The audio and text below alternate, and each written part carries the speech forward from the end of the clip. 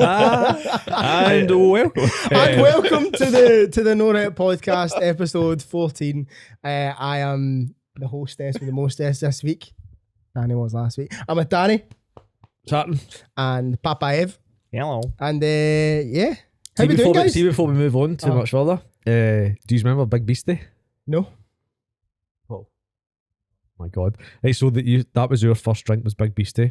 Yes. Do you remember Big Beastie? It was red and yellow and had like spider webs on it. Anyway, it was a Smirnoff Ice type vibe, right? Okay. So me, all my cousins, all my mates were in a boat. We all hung about and we all get like a bottle each, right? It was 5%. And we were all drinking in the park. It was all the first time we all drank, and we all drank it. We were all steaming, we were rolling about in daffodils and all that. Absolutely steaming. Like the sound of music. I was 22 at the time as well. We were all rolling down the house, and I came in, and my mum was like, "Daniel, come here," because I usually come in and talk full power name of shit. Daniel. And I went into my bedroom, and I was like, "Oh no, man!" She come out. She said, "Daniel from the south side, come here." And I went, "Hi, mum." And I was like, "Hello, mother." She went, "What have you been up to?" And I was like, "Just took me Jordan and like Gavin and everybody." She's like, "Give me in a minute, let me smell your breath." And I was like, "Oh no, I've not had a chewing gum. I've not had a chewing gum." And she said, "You been drinking?" And that was I was like 14. That was the first time I got caught. "Who you been drinking me?" I grassed everybody. Oh, for fuck's I sake. told everybody. All my cousins get phoned, everybody get grounded, man. all my neighbours get grounded and all that. And I was there after 2 days. I'm like, the grass. That was known as the grass. Do you know what? I actually regularly think about like how good it was when you were drinking underage. We're not also just for anyone, but we're not promoting this. No. Just Do not I condone. mean, I'm going to assume Don't no be a underage square, 18 but, is you know what I mean? as don't listen listen. it is.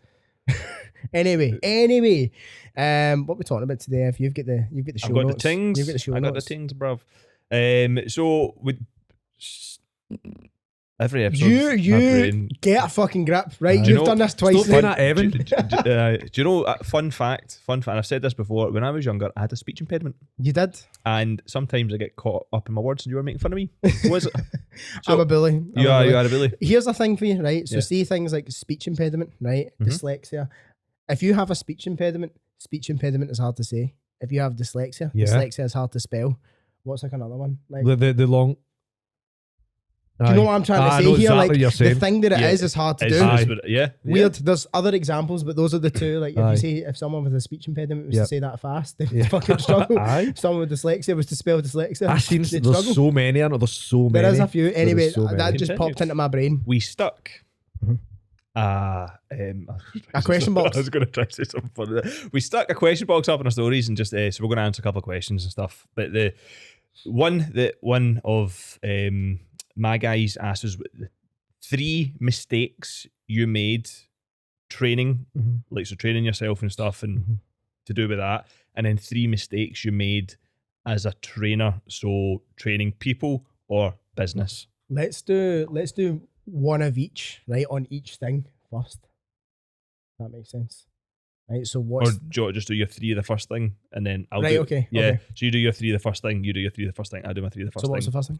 So 3 mistakes you made training yourself, and in your training life. 3 mistakes I made. I'd say the first one was quarter rep bench presses in the Smith machine, but we could broaden that out to from when I first started. I wish I'd learned to train through like a full range of motion rather than like trying to like ego lift to build strength through quarter squats and quarter rep bench presses to then have to take a massive step back to then try and rebuild it all over again, right? So it was almost like starting from scratch. So if I went back, I could have, took away a year of bullshit lifting and just fluff lifting and kind of learned the proper technique right from the rip. I think that would be my first mistake. And that doesn't necessarily mean get a coach. It just means like do a bit of research on YouTube. There's so many tutorials out there that are just able to show you like what a squat should look like, what a bench should look like. Because if I've seen that, right, and seen proper technique on YouTube, which eventually is that's how I learned like a lot of what I do,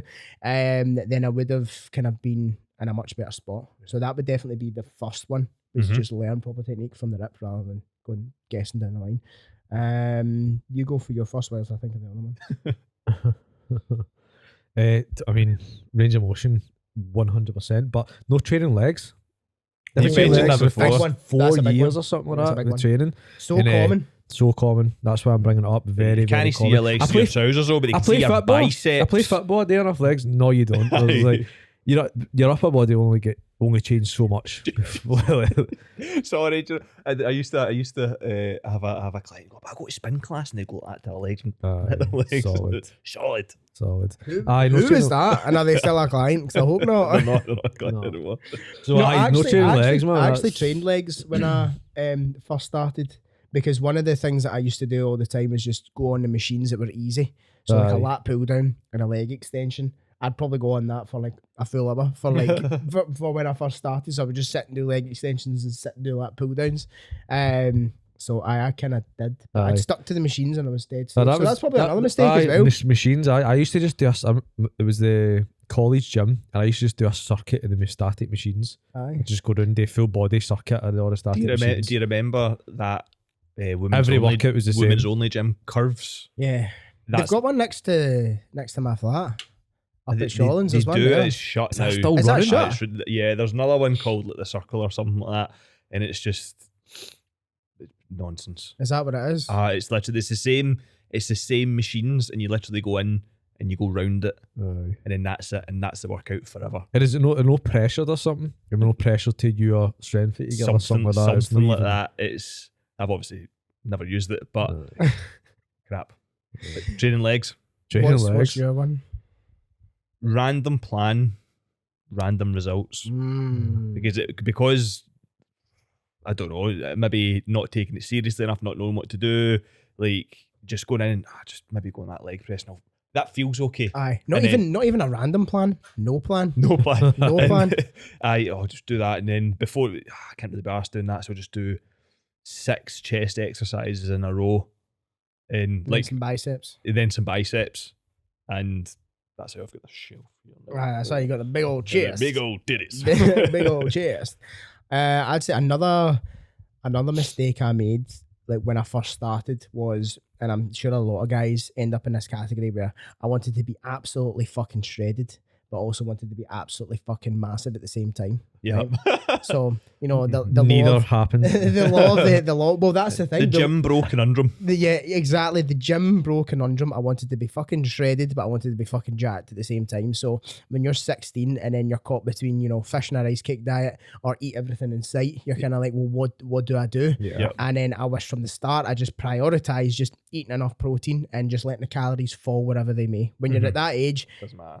it doesn't really matter too, unless you've got like a lot of weight to lose or a lot of weight to gain. And necessarily, if you're somewhere in the middle, which is kind of where I was, then you don't really have to. If your focus is just training, getting stronger, full range of motion, and eating protein, that's where you need to go. Not getting tied up in supplements, not getting tied up in fucking this, that, and the next thing. Super shred this or super jack that. Just like eat your chicken, man. Do you know it would be really helpful, see, at that time? Because obviously the fitness industry's totally changed and stuff now, and it isn't just wee like snippets off a bodybuilding.com. Whatever. See if somebody was there to tell 16-year-old Jordan, see that goal that you're thinking of, that'll be you when you're like 21 if you do this over this period of time. So what you're thinking of is really 4 or 5 years away. Yeah, exactly. And it was dead. That's probably another mistake. It's just like that short-term mindset. Like getting ready in 6 weeks for this or 6 weeks for that, instead of thinking like, wait, well, I'm only 16, so where do I want to be in like 6 years time, like in terms of like your athletic development or your strength or your physique or anything like that. So another mistake as well was being told don't do cardio. Don't do cardio. Cardio will kill your gains. You can't gain muscle if you do cardio, man. I hardly touched it. Yeah, totally. Hardly touched it, and it's the biggest pile of shit. Don't listen to anyone ever Mate, says that. That was it. I wouldn't do any cardio. Well, I was trying to play rugby, try to get big at the same time. Did zero cardio like during the off season. So when I came back, I'd be like 7 kilos heavier, but then like blown. Can't run. And I'm meant to be the one that runs about a lot. Do you know what I mean? On a rugby pitch, and then I couldn't, and I was fucked. That's actually what led me into CrossFit, to be fair. There you go. But yeah. Second one for me, probably booze. And I'm opening it up to just being too social, right? Because obviously the kind of rugby culture and stuff as well was very, very much, and it still is for a lot of teams and whatever. It's like a drinking team with a rugby habit. Yeah, totally. Like, do you know what I mean? And probably and see the thing, I see when you're a young guy and you're 18 to 20 whatever 1 2 3 4 5 you do it, it gets to Friday, you go out and you have drinks and all that, and the negative effect that alcohol has on your development is humongous. It down regulates protein synthesis by X% and all these other things for days after it. And I suppose it comes down to your values and stuff at the time as well. My values back then were different to what they are now. I'm now a boring old guy, so now I can look back in hindsight and go, oh, you're an idiot. And part of me does think that. Part of me also thinks what a fucking good time it was. Exactly. This is the flip side of it as well. So what I've given up in athletic development and my chance at winning the Olympia. Good stories and good memories. Good stories and stuff. Like, do you know what I mean? And it's all absolutely worth it. But on the flip side of that as well, I could have had all those good stories, but looking fucking great. I jacked at the same time. Yeah, I know. So, there's for me, I don't really think back to, because I've always known, well, not always known, I learned very quickly when, for me, like, enough was enough, or when to stop or when to go home. Like, I had a blip where that was a grey area and that there was no like boundaries, whereas like I think I found that a lot quicker than a lot of other people that either I played rugby with or some of my mates. And like that's fine. Like you said, people's values change as you grow. You're a daddy now. Daddy now. I've always been a daddy though. Don't get it twisted. Wow. But no, like I feel like I found that kind of turning point for me a lot quicker, whereas some people, they get too wrapped up in it, and you get these people that stay in these camps that they're either all the way in or all the way out. Like they can't just have a couple beers and go home type thing, and some people are like that. And that's just the case, but I don't think I've ever really been like that. So I've maybe been fortunate in a way, or just been kind of had the enough emotional intelligence to know. Yeah, and it's mad because every the next morning, nobody's like, I'm so glad I ripped ass out it last night. Nobody has ever said that. Why do we keep doing it? What is going on? That's a really good clip. I'm so happy we ended that night on 10 shots. I'm so glad. Amazing. And then also, you've mentioned this before as well. It's like nobody's ever regretted putting the work in. Like nobody's ever finished the gym session and went, I wish I never done that. Like, or like maybe right after it, if it's been really, really hard, or if you've done like a really mega tough spin class, like Evan loves to do, like you might be knackered by the end of it. But then Jordan would do something like a half marathon or like a big workout. Shout out my boys doing a half marathon. Shout out the gain line running shout crew. Out boys. I mean, you would get a fist bump if you joined us. To be fair, I wouldn't put your knees through that right now. Let's build you up to it. The next one we're doing is in Paris. The Paris half. The thing is, see, if you complete a sport, you shouldn't do any more of it, and I've completed running. Right, okay, that is true. So next bad thing. We should have a ding every time that happens. The next one, probably Big Street, listen to the advice that Evan just gave there. It's probably the other biggest mistake I made.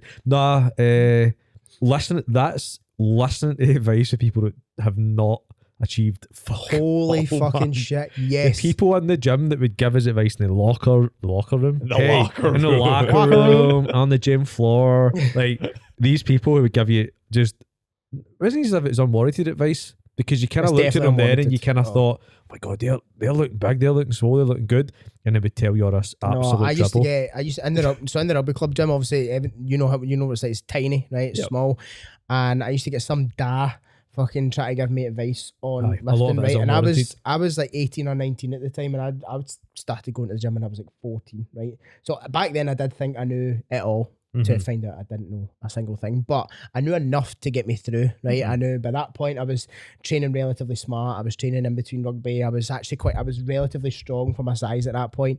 And I remember I was incline dumbbell benching, right?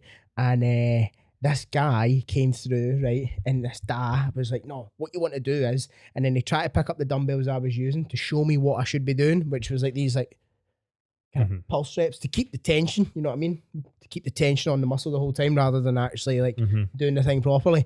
And he couldn't even lift the dumbbells I was lifting to show me what I should be doing.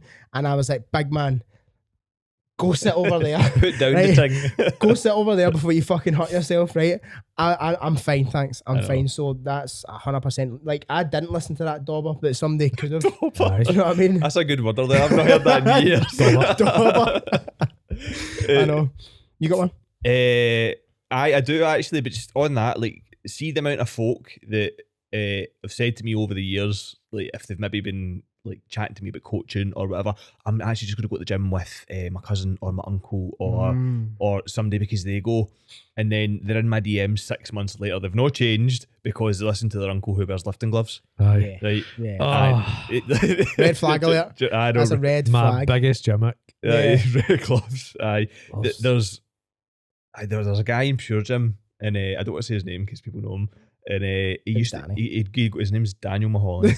And but he used to cut about, just, you know, one of those old guys that just cut about the gym and like they're there for how they talk to everybody, but he used to just go up and give, like, to be fair, it was mostly girls, like massages and rub them down in the gym and all that. But no, you need to do this, you need to do this, right? And he'd get their leg up and he'd be like, shaking them like that. You need to do this, you need to do that. Weird alert. Yep, I didn't like it. What the fuck? I know, strange. But anyway, my last one was believing my own bullshit. Because in every sense of it as well, like, I'd be like, well, I've trained well this week, I'll just have my Dominoes, or like after rugby, I'll just have or the KFC Thursdays because I've had that workout. So, and then in my head I'd be doing the calculations of the calories. Well, Domino's pizza's about 2,000 calories, and that'll be fine. Like, you see that Alan in The Hangover with all the numbers, with all the numbers. No, how many calories are in a hoagie? I mean, 500. See what you're talking about, that's like the justification game. Now, me and you have worked together for a long time, and we used to be fucking terrible for it. The amount of shite we ate as coaches, and I'll be honest, it was shocking, man. We'd be down at shocking. The amount of money we spent as well. That Cova in East Kilbride Centre having French toast supreme every fucking day. And then we'd work out, go and get a KFC after work too, because it's like chicken. Lucky for Danny, he was always naturally like that, whereas I'd look at it and I'm like, that believe my bullshit. I'm bulking. I was not bulking. I was just lazy. I've been bulking for 27 years. Try. But you learn over time. You learn, right? 3 business mistakes or mistakes that you've made training people or anything to do with that. Thinking that everybody wants to change as much as you want them to change. Did you read my list? Did you write that down? I did. You can use it. We'll give you it. Huh? We'll give you it. Sorry for taking your thing. Because I love what I do, right? I love what I do, and I love my program. I love the people inside it, and then not everybody that comes in is going to get a result, but that's not due to any deficiencies within the program. That could be a deficiency on the person coming in, because either they're not ready to change, B, they're not willing to change, or C, they don't want to. Maybe they thought it was for them and then quickly realised that I don't want to do this, which is fine. There's nothing wrong with any of those answers. Do you know what I mean? But it's just like any of the business mentorship things that we've signed up for. Like, only 10% of the people that sign up for it actually get those results. You know what I mean? And that's fine. That's just part of it. And it's that you have the people that are luckers, you have the people that are doers, and you have the people that are kind of winners. Do you know what I mean? Yeah. So not everybody is willing to do that. And then my belief was that anybody that graced my doors was going to be the ticket. You know what I mean? They were going to do everything exactly how I said it, when I said it.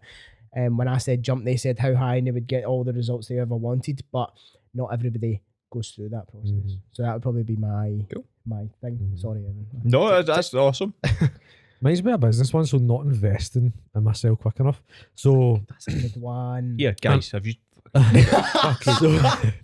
He doesn't know. I'm gonna have nothing to say now. I know. No, so as a coach, I don't know if everyone experiences this, but I know for a fact, I thought what I know is fucking top tier. What I'm doing is top tier. One of the best coaches. I am one of the best coaches in the world. But at the time, I was like, right, so what I'm doing is good. What I'm doing is class. Like, how can it be better than this? How can it be more than this? And then when you slowly realise, when you invest a lot of money into mentors, a lot of money, that you go, actually, what I was doing was shocking. Like, I could be, well, when I say like the coaching doesn't change, that's what we need to remember here. So like, I'm not saying the coaching that they was receiving is different, but the how streamlined the service could be for people is now amazing compared to what it used to be, and or even just like your level of thinking. Thinking as well. Mhm. Of course, level of thinking is like different, and it is just because you're so like, right, I know what I'm talking about. I've done my PT course. Mhm. I'm fine. Why do I need to invest any more money? I've got something huge. to say in That's PT huge. courses, by the way, which I'll just jump into before I do my thing. See if anybody's looking to join the fitness industry. Right? If anyone's looking to join the fitness industry at all, if you are a prospective personal trainer, pardon me there, see your PT course. Buy the cheapest one. Yes. Right? Yeah. The cheapest one you can find. The cheapest and the quickest one. And the quickest one that you can find, because you're going to learn on the job. Your money will be better spent investing in a business mentor, a good one, and actually learning on the job. Yeah. Because they are all exactly the same. So see if you are buying one that's like, oh, but you get your level 3 and then your exercise referral and then all this other fluff and nonsense, it's a waste of your money.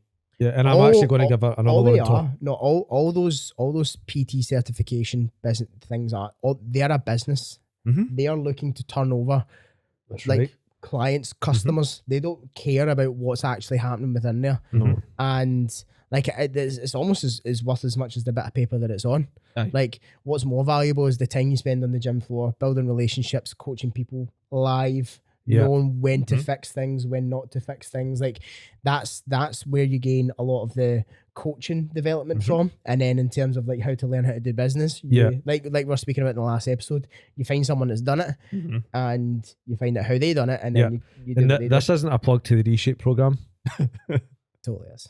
but it's a plug to the Reshape program. No, see if you've not had a coach, in fact, if you've not had about 2 coaches and you're either thinking about qualifying as a coach or you're in the industry, go and get I'm not talking about a business coach, I'm talking about a coach. Totally, because 100%. right, you need, I would say, at least 2 coaches, because you'll be amazed at like how other people do things. And obviously you do learn with some business mentors exactly how they do things, and it blows your mind a wee bit because you're like, fucking hell, man, that's like a level up. So I would say getting actually coached, it's quite tough if you've so not everyone before they're qualified as a PT that will actually do them good, because they won't appreciate. Oh, totally. So I think when you're a coach, become a coach, start coaching people, then get a coach yourself before you get a business mentor. And do you know what's funny? Because if you can do both, you probably a lot of the time looking in social media and stuff, like you maybe perceive some coaches and whatever to be like all singing, all dancing, and you would go, I want to coach with this person, and then literally all you get is an Excel spreadsheet and a you're check-in. so let down, man. Right. Whereas somebody else might be the full shebang. You get a lab, you get all these things. Don't get me wrong, your business doesn't need to have all these things, but throughout your coaching journey with a coach, you maybe go through, and it's like people working with us as well, they maybe go through like 3 or 4 actual PTs to get to us and go, this is a wee bit different. Yeah. Like, do you know what I mean? I've never done this before. Yeah. I remember I had a conversation with a new client recently, and they were like, oh, this program's a lot different from the things that I've done before. Yes. And I was like, see the things you've done before, what have they got you? And I was like, oh, and I was like, yeah. I was like, just do it. Just that was, see that noise you heard there? That was the penny the drop. penny That was the drop. penny drop. Exactly. But it's not to say that what I'm doing is magic, because it's not. No. Like, I give a lot of it away for free. Like, I'll talk about it all the time on my socials. I'll make fucking YouTube videos about it. Like, it's like all the information's out there. Yeah. Like it is, it's there. It's there for you to have. But like I said, paying in the last episode, paying for other people's mistakes in their journey so that you can bypass. So you're paying for speed almost. Yeah. Like you're getting there, not like Danny does at the weekend. I missed that. Like you're Paying for slow. you're paying for just like the gaps in the middle, the mistakes, the fuck ups, like so that you can bypass that and you Totally. 100%. make the jump through. For me, one of the mistakes I made training people was believing people as well. So I used to spend hours at night like racking my brains. I'm making it. Sally, she says she's tracking her calories. Sally's a fucking liar. She's not losing weight. Oh, it must be me. It must be, is it the ex? Right, okay, she's going to get supersets now. Like, do you know, shit like that. And I would always be thinking, like, it's maybe on me as a coach, when in reality, Sally wasn't tracking her calories. Yeah. Sally also had fast cake hands. Yeah. Right? And super fast. yeah, but see, the kind of more hours and stuff you put into coaching stuff, and you can actually say what you think as well, because that's probably, I'll start this next one. My second problem is maybe not saying what I think when coaching people, because I'm like, you're talking shite, but I'm going, oh yeah, that's fine, it's it was this, it was that. Whereas now, and you will all be the same, you'll just say to the point that you're talking shite. I would like to think someone coming on a programme want us to be as honest as possible and not give in to their shit, because guess what? You're in the position you're in because you've given your own shit, your own lies. Well, here's the so thing, like, right? you're not going to do it. It's just not going to happen. Like. Here's the thing. So see, if you weren't upfront with a client, you're doing them a disservice, Yep. because they might as well just get coached off a friend. If you're going to just tell them good job all the time, or being like, it's all right, what about that next week, or like whatever. Like, if you're not going to hold someone to like a standard, the standard that you set within the program, then it's kind of like they might as well just go to the gym with their uncle with the gym gloves. A lot of the time they lie to us and whatever on, like, I'm not saying they do that in a program with people in the world and whatever, is because they don't want to let you down as a coach. Oh, that's true. Yeah. So they're obviously investing in you. I don't want to let you down and all that. That's literally like, we need to be here to fix the things that are going wrong. So if we don't know about the things that are going wrong, how can we help? Exactly. How many times have you heard, like, I've not had a good check-in. My check-in's not. I'll get messages from people on the team just to let you know my check-in's not that good this week, and I'm like, hold the fucking boat. You don't feel the need to mess me to say your check-in's not good. I'm not asking for your check-in to be perfect every week. The full reason why you're here and why I'm helping you, because your check-in's not going to be perfect every week. Let's overcome what's happening. This is the thing. Remove the emotion from it. It's because they're emotionally attached to it. Right, there is no good check-in or bad check-in. There is only check-in, and I guess that. I guess a lot of that will come from, like, obviously, like, we do share when we share wins and all the rest of it that do come from check-ins. That's not to say that we think that's the pinnacle and that's what we're after. And we're just celebrating it. Do you know what I mean? And that's all we're doing. We're not saying that we expect that, because, by the way, that person that we shared the win from last week, their check-in was shite. They didn't have a good week. They struggled. Do you know what I mean? So, like, just because it doesn't mean that's how everybody else is. Then they implemented and they had a great week. Exactly. And this is the implementation. Point. It should be, what is it? Inspiration, not comparison. Okay. So if you're on a program or you're working with somebody or whatever, and you're seeing all these wins in the group or all these wins in social media, and you're maybe not there, that should be your inspiration, because the proof's in the pudding. If you do the things, you'll get that result. So you should be inspiring to be there, rather than saying, I'm not there, so I'm going to then sabotage myself. And it's a bit of a cop. Well, that was like yesterday I spoke about it. I was like, try and be your compadre. So, like, when you speak, because it goes back to how you speak about yourself, and you said it there, like, people will speak about, will say to themselves, okay, I couldn't do that, or that's no. It's just because of who I am. I'm not getting results like that. Like, it's just obviously the way it is for me and stuff like that. That's just because you believe in your own. That's your wee brain. That's the wee bad part of your brain trying to convince you that you don't get the results. Like, it's just no really for you. Do you know what I mean? That's just that person.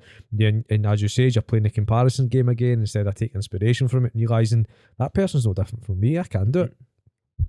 I had a good quote, and I think there was a quote from Jordan Peterson, and I've got it in front of me here, and it says, I don't tell people that they're okay the way that you are. That's not the story. The right story is that you're way less than you could be.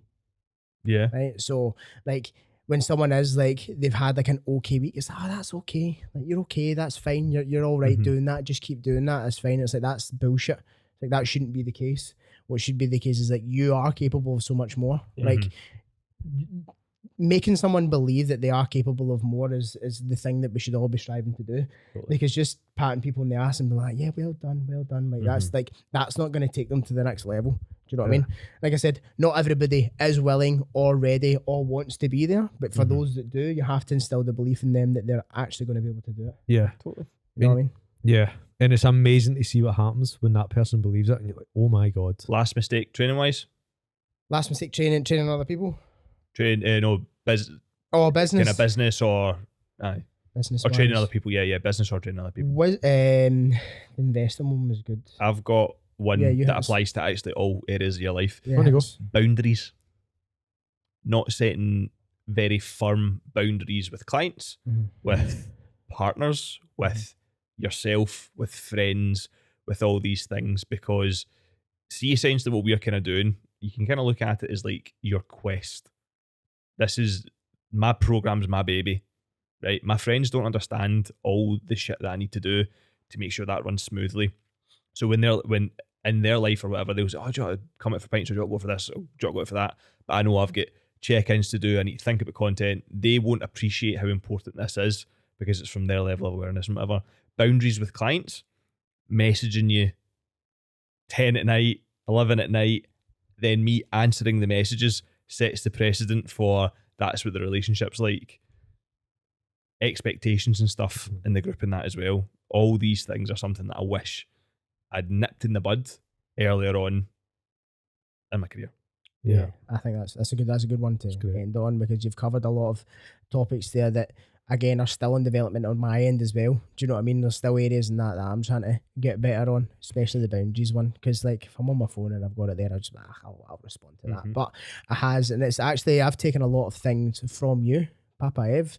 As always, that's worked really, really well in my program. So that's why that's the beauty of this as well.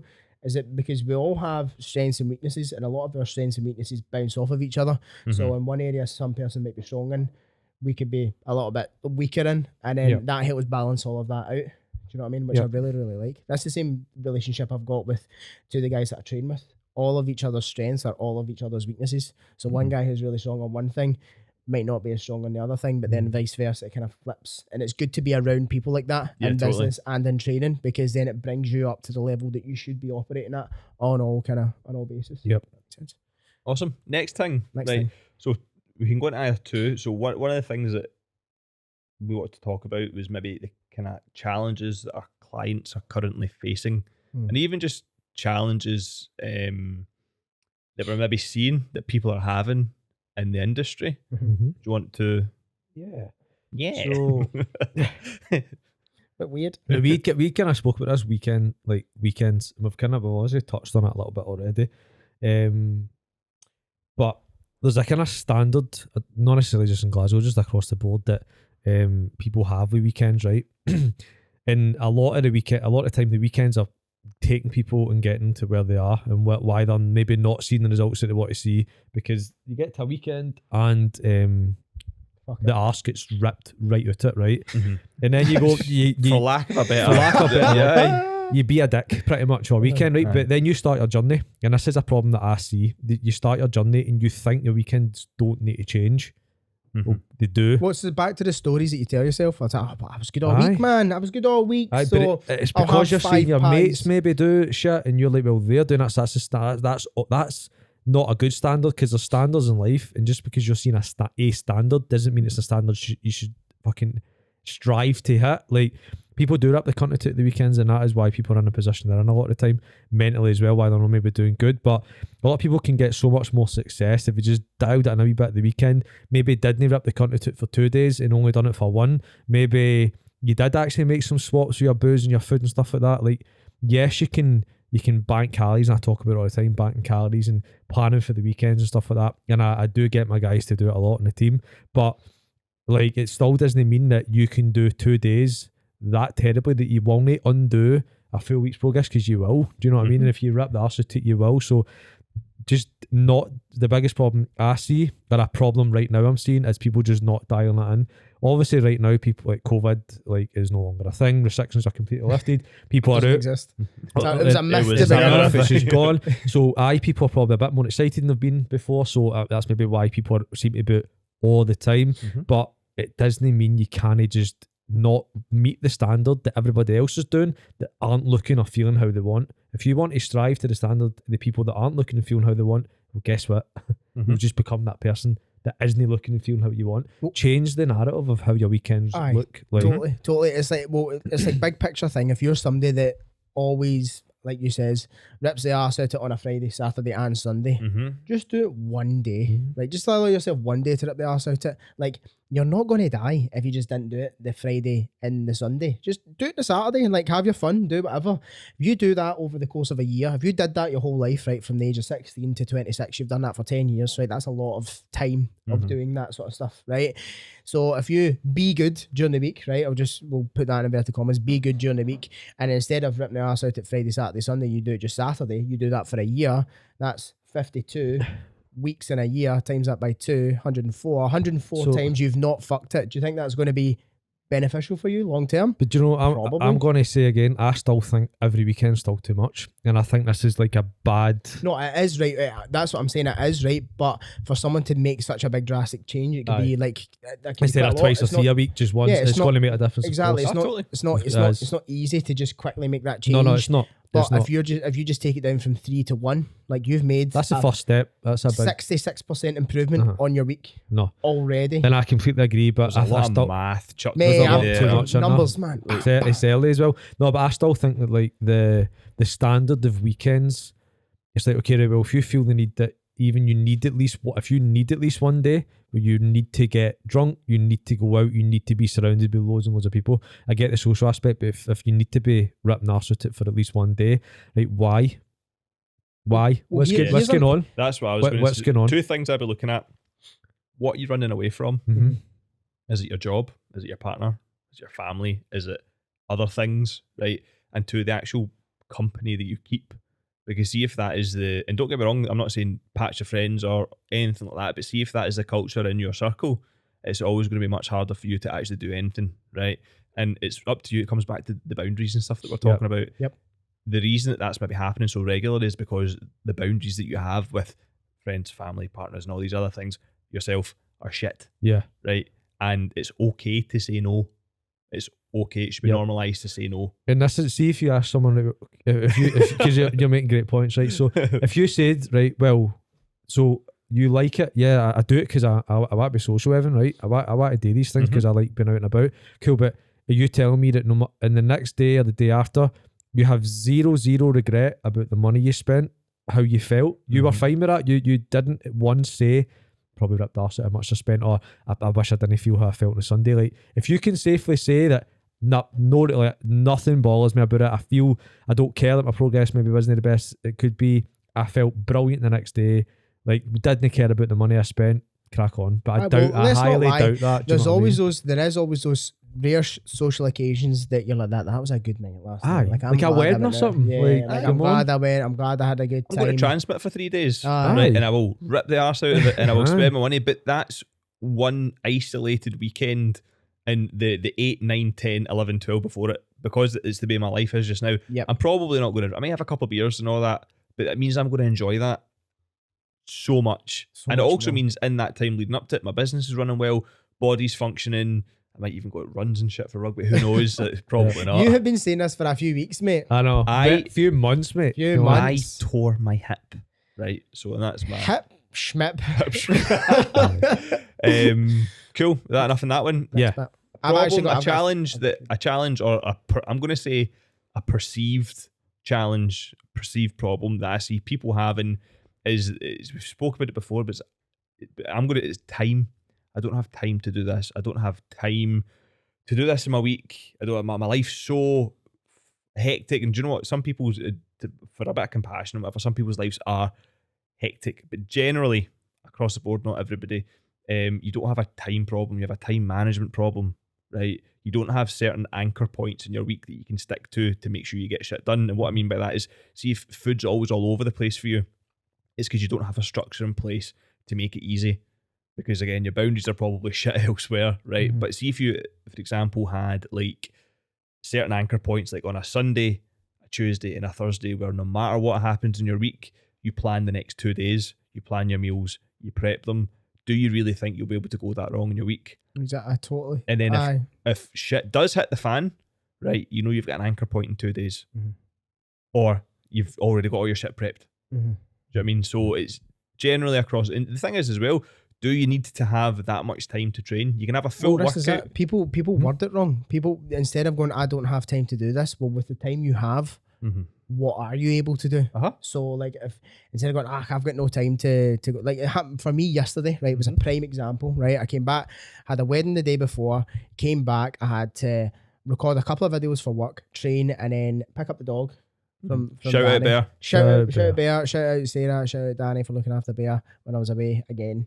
And he's going away again as well. I'm going away again. I know. I need to ask you about that one. But prime example for me is I was at a wedding and then I had to do all this shit and I had 45 minutes to train when typically I spend like 90 minutes to 2 hours to train. Right? I had 45 minutes. So I did what I could with the time that I had rather than going, I've got no time to do all of the things that I wanted to do, so I just won't do any of it. Like, think about that logically. That makes no fucking sense whatsoever. Do you know what I mean? Like, just do what you can with the time you have. It's a much better process. I'll use an example someday. So, you've seen Jeff Bezos? You've seen the nick he's in? Well, TRT helps, so let's not lie. Still need to put a bit of graft in it to look the way he looks for his age. Do you know what I mean? Like, but we spoke about this in the car. Jeff Bezos runs the largest company, one of the largest companies in the world. The world, right? Mm-hmm. He's Dr. Evil. So, and he finds time, man. Yeah, he's a big deal. It kind of comes up to what you're willing to do. Like, are you willing to get up earlier? So, see if you do have a time issue, right? Get up 20 minutes earlier. See, like the penny drop moments that I have with clients and stuff. I'm just really struggling to get my steps in and blah blah blah blah. Okay, and I say to them, "What time do you start work at?" 9. Do you work from home? Yes. Why don't you go out for a walk before work? ? You mean I can do things early? Yes, you can.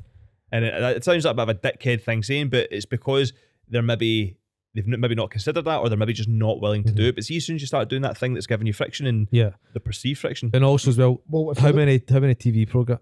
So you watch Love Island? Okay, then I go to the gym. Cool. So there was a wee bit of time that you could have probably done. How much time did you spend on your phone last week? Like you look at your last week's average. Like, you spent 7 hours on your phone. And it's like, one of those hours could you have perhaps 6 hours, 32 hours last. And see, the thing is as well, so sometimes again comes back to values and stuff. Like, and I had a conversation with one of my clients, and I was like, okay, obviously when you finish work and stuff, you might want to spend a bit of time with your partner and stuff, and the kids and stuff at night, and see the amount of time that you're maybe kind of doing that and sitting in the house. You could spend that kind of driving yourself forward, but the kind of caveat to that is it's not forever.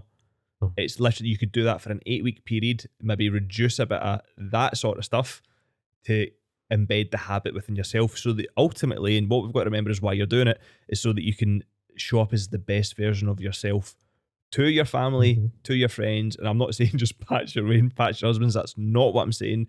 What I'm saying is there's probably a lot of dead time in your night that you're playing off as, well, we're catching up and whatever, but you're not. You're on your phone, you're on the couch, you're in separate rooms.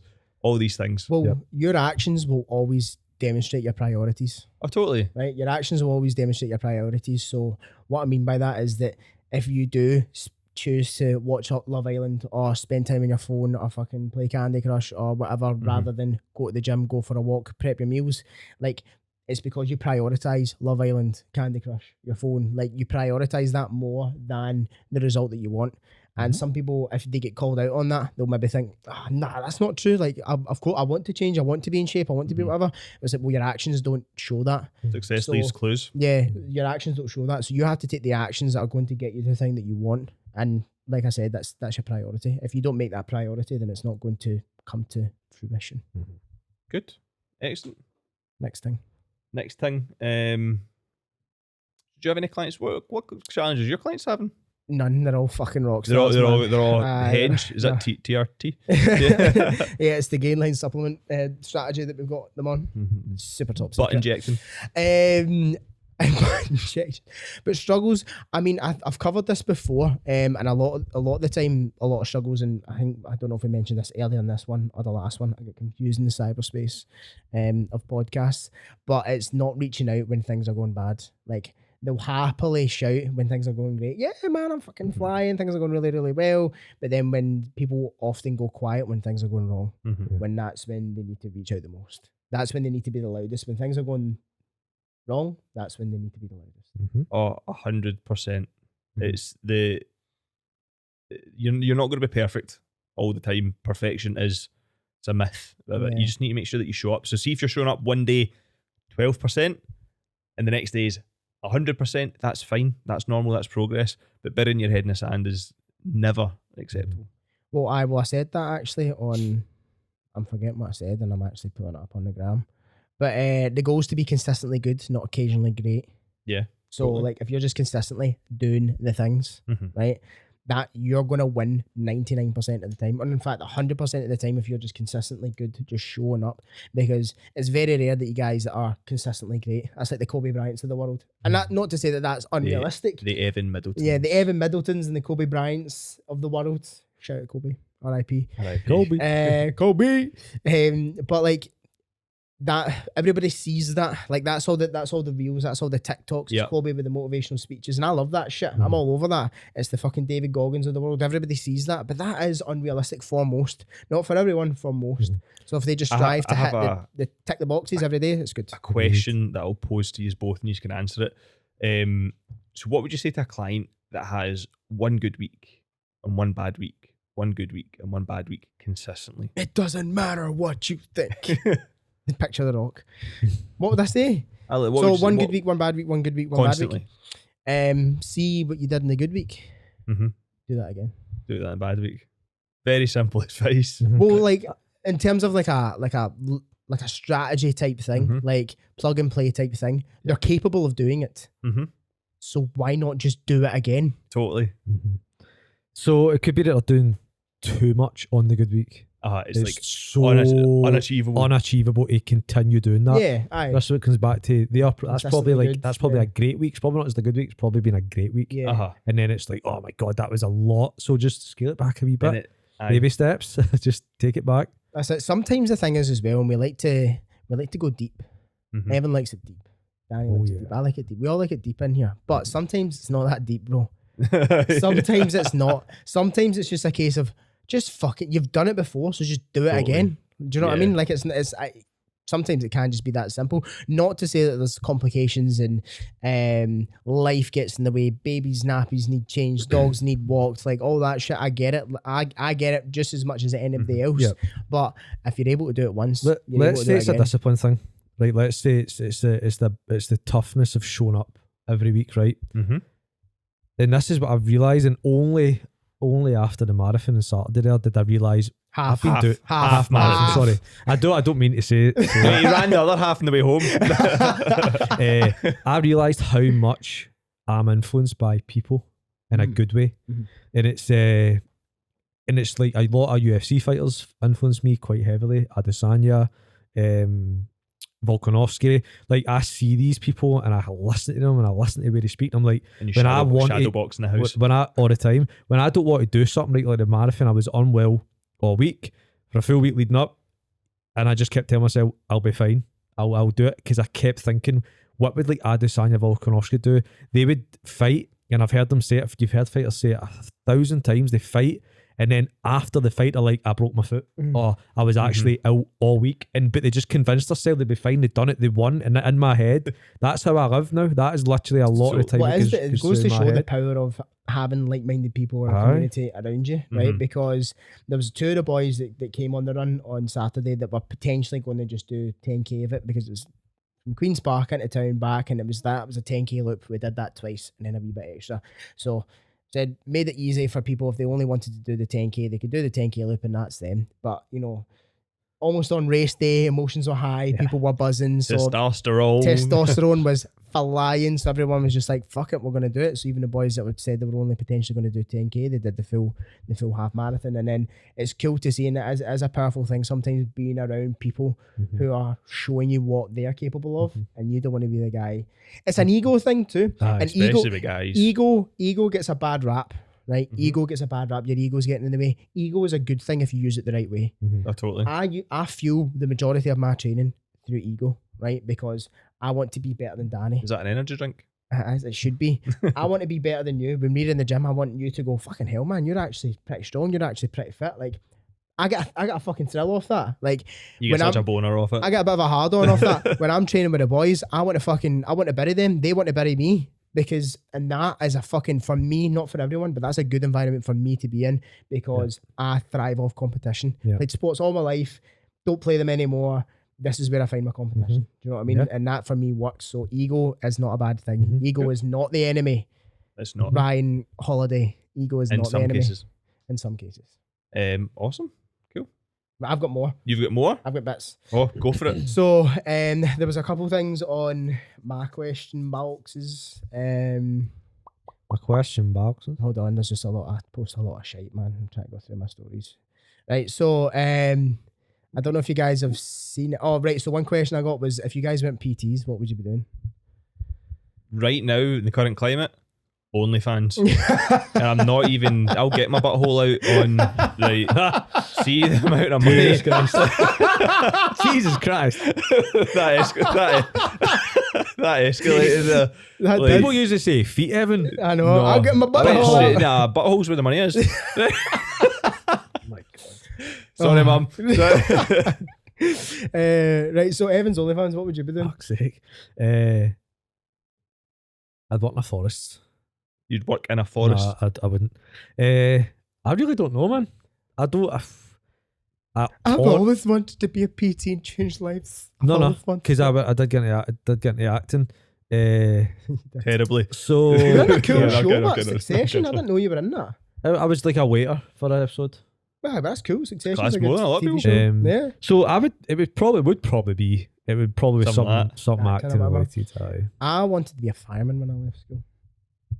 Not when I left, but I always kind of thought being a fireman would be quite cool. So you can put on the memoirs. Yeah, it's a cool job. Slide down poles, save cats out trees, and like it could be a good. I don't know. I just think that's a fucking. I would probably Well respected. work with animals. Animals. Yeah. You love animals. Yeah, I'm the crazy cat guy. Yeah. I'd be the guy see at a house party 4 a.m, is in the corner with a cat. But I No, I'd care. either be a fireman or work in sales. I'd probably do one of those two things. That's what I did before. Not a fireman, the sales thing. Another question. I don't know if you guys know this. I'm kind of springing it on you, but thoughts on the TS life that's gripping TikTok? Have you seen this? So I've been on TikTok for a week. No, but it's Like- so there's other variations of this, but it's essentially like the slimming drinks, like the people that know the TikToks that you get of these women that they're massive, they're Yep, and then dancing they go about, ahead. Yep. and then they like 3 weeks later they show you themselves again, and they're really really skinny. Right? Yep. So it's just like much like any other fitness craze, fitness development. So instead of speaking on that one directly, so we don't get sued. What about them all in general? Just like in terms of the booties of the world, the Herbalifes of the world, because TikTok, once something picks up, it fucking Oh, catches So the fire. people This is the that beauty of start it. let's say the head of the companies, right, who start this shit, it is nothing but money Totally. driven. It's not to help anybody. It's money driven, right? They wanted to say, right, how can I bottle this up, metaphorically speaking, but literally speaking as well, to sell to loads of people and earn money. Cool. This thing, right? Cool. How am I going to do that? I'm going to use influence like that Muppet from that Geordie MTV something. reality program, Aye. who That's it. literally get contacted off a manager. Cool, we'll pay you this amount if you talk about this She in your deleted story. the picture actually. Do you know what I mean? So Do you know, I'm what was her gonna- name again? Was I'm- it Charlotte? I don't know who it I'm was. going to I add a can't wee remember. something in. See, for you as a consumer, right? Stop looking for a silver bullet. Stop looking for the magic thing to completely change this, because you didn't get there overnight. It was literally you have behaved your way to where you are. You need to behave your way to No, get you out. haven't. No, someone else's fault. It's someone else's fault that you're It's out the, of shape. It's the someone else's fault that you're- cholesterol. It's someone else's fault that you're not where you want to be. I know. you No, know but what I mean? that's the thing. The only way for you to get out of your current predicament is to behave your way out, and that happens over time. Absolutely. It's not going to be in a shake. Absolutely. I got a lot of heat for one of the things that I said on here. It was quite polarizing that like you are in charge of the decisions you make. People are like, no, what about this? What about that? Like education, or whether it be, it's not as simple as that. And I get it's not as You might not be in charge of them, but you how you react to them. You're in no. charge I of see. the This thing. is something that like the top operators in the world, right? The people that get shit done, the people that are in shape, the people that have successful businesses or relationships or whatever, they haven't got there by mistake. They've got there through choices. You know what I mean? Like that's, and whether you're not educated on the choices you're willing to make, or you don't have the resources, or you don't have the friendship group, or whatever it is, like those are excuses in my opinion. Like those are excuses. You're able to make those choices for or against you. Yep. Do you know what I mean? Like, and I got a lot of heat for that, but I'm like, No, you need to be responsible for your own actions. You need to take full ownership. Like, well, that Jocko Willink book, Extreme Ownership. Like, you have to take ownership for everything that happens in your life. Yep. Like, absolutely everything. Because the second that you don't, the second you start pointing the finger and blaming other people, you've lost. Because back down to the victim mindset, and would you want to really be a victim of your life? Do you a victim of the circumstances? You can choose not to be. You really can. You can flip a switch. But I'm not going to be a victim to those things. And a lot of the time, you can fall into it because maybe it's an easy thing. Maybe you've seen people in your life fall into the kind of victim mindset of, oh, I couldn't do this, and it's that. it's a common thing, and I think because people see it and they grow up around people that have the victim mindset, and they just fall into that as well. And you can break the mold like on it. And I think listening to people like us, reading the right type of books. Ant Middleton has a lot of great books. His beard's worse though. Yeah, has a lot of great books. So if you're looking for books to read on what we're kind of talking about, then I would say Ant Middleton's actually got a few good books out there. It's the Fear Bubble book. I actually took a lot of from his book. I think I agree with everything you said. I'm firmly in the everything's a choice camp. It doesn't mean that the choices are easy. No, absolutely not. Choices are going to be hard, but providing that you have free will, you can still make the choice. But what we've also got to remember is not 100% of the time. So see Jeff Bezos and all these other people that are extremely successful, they haven't made the right choice 100% of the time. Absolutely. But on average, they have. Yeah. And that's the thing, is it's not supposed to be every single time. Yeah. On average. Yeah. If it's more than yesterday, exactly, you're winning. Yeah. If it's more than the day before, you're winning. Do you know what I mean? 6 minutes. Opinions on Cobra Tate. I don't know who that is. Bro, you don't know who Andrew Tate is? Cobra Tate? You know who Andrew Tate is. Go on, explain. You know who Andrew Tate is? Of course. There's just a Paul knows who Andrew Tate is because he's smirking in the background. Explain. So I'll give you a quick background to him. He was a former kind of kickboxing world champion. Used to be broke. Now he's like a multi-millionaire, and he says the most polarizing shit on TikTok. You know who this guy is. He's bald, he wears glasses, he's tall, he's quite jacked. He's got a brother, looks like him, twin, maybe. I'll actually pull up one of the things that he says. Oh yes. You know Yes. Yeah, I stumbled across this gentleman. Top G. Yeah, on you go. You as soon as I opened up my Instagram and on my TikTok, he's there. The man's fucking taking over the world. Aye. Why do you think that is? He doesn't have a TikTok account. Yeah. So he's managed to do all of this by other people marketing his videos. Obviously, when I first heard that though, I realised something, and I'm going to break I don't know if people know this, right? And this TikTok might be annoyed here. I'm sorry, TikTok. Or the people that are doing it, I'm sorry. People are making accounts. Yeah, I know the vibes. Right? Yeah. People are making accounts and they're not saying it's them, and they're posting all their content. No, so and getting out there a lot of the time. And he's getting other people on his academy to do it, but he started doing it himself first. I'm turning it down. I'm sorry. Evan's like that old man that doesn't know how to work his phone. I'm going to film this. I'm going to film this plane going by, and it's just a selfie of his face. Evan uses his phone like this. I do. Right, scrolling through.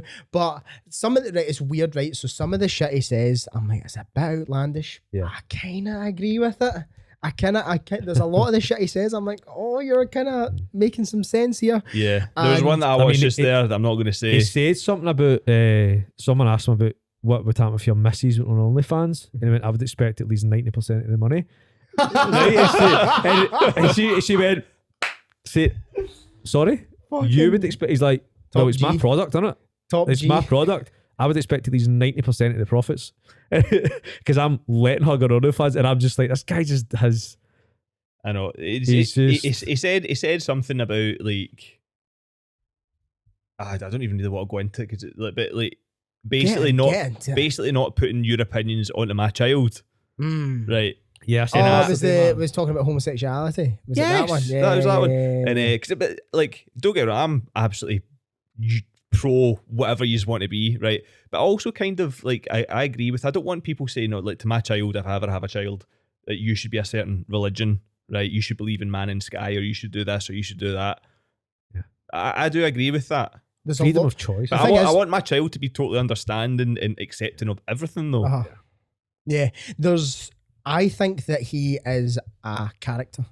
Oh, he's got a mask on, he's playing. I think he's a character, and I think that what he's doing is he's marketed himself in a way where he's essentially won the game, right? He's won the game of selling his service and getting himself really, really well known. And much like Liver King, like he is also a character.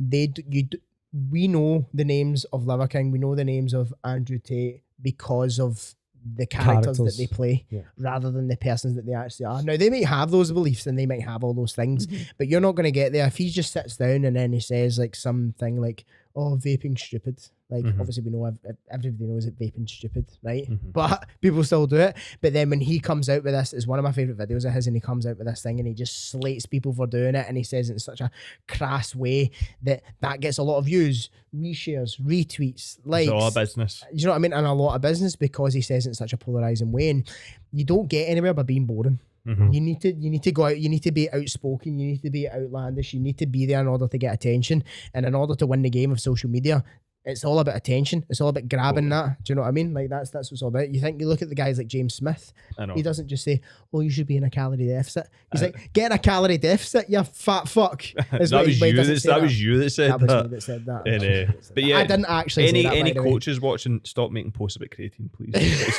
fucking boring. Well, this is the problem with a lot of PTs. They're so fucking boring, This is an eye. aren't they? Yeah. They're just pure carbon copies of each other. Aye. Like there's no. Here's one way that you can lose fat. Yeah, but we were probably similar to that when we started out as well. Yeah. Because I think it's the you think you mold. need to be. Aye. I think you need to feel like I need to be professional. I need to. Yeah, need to totally. come across Totally. that way, Whereas, 'cause see, if people you're aren't just gonna listen to yourself, me if- people will buy from you. Aye, Aye, exactly. that's absolutely the thing, and I think where it's not a competition between us three in order to sell our services, because I'm not trying to be you and you're not trying to be him. Like you're just trying to be No, wait, wait, us. What are you laughing at? Oh, wait, I don't want to butcher it. My pronouns are he, not him, because I can never be him. Have you not seen that? Have you not seen that? And people usually look funny about somebody done it with Hasbullah. I So think I this know what guy you're is talking like, my about. pronouns are he. No, Nah, him, because him. I'll never be him. And then there's And a then wee it's a clip of video of Hasbullah, Hasbullah. Yeah, I know what you're talking about. Amanda was saying to me the other day, "Oh, do you know that Maz Medulla?" Maz Medulla? Maz Medulla. Shout out Maz Medulla. Here's Right. one thing before we close up. Yep. On you Have go. you seen the guy that knows exactly where he is on Google Earth? On Google Love that. Maps? What, Maz Medulla? No, Nah. this Like within 0.06 of a second. Boom. That's crazy. So somebody will show me a quick, like a flash of a picture away, and it'll be like like Canada, it's the, X, it's this place. And he'll put it on the map, and it'll be like 2 miles from it. Is it really? Nice. Even just looking at him, I can tell why. Do you know what I mean? he just knows exactly Incredible. where things are in the That's world. awesome. Anyway, Okay, was, guys. That Yeah. was the No Rep podcast. That was the sourdough. No, it wasn't. One Sorry. day it will be this. See, for my birthday, rebrand. We've got another For a year day. for that though, so it's fine. You'll be 33 by that point. That was the No Rep podcast. Thank you for tuning in. Competition winner has been announced by this point, probably. Yep. So congratulations, you get to spend the night with Danny. Peace. I've been Jordan. Evan. Danny. See you next week. Ciao. Peace.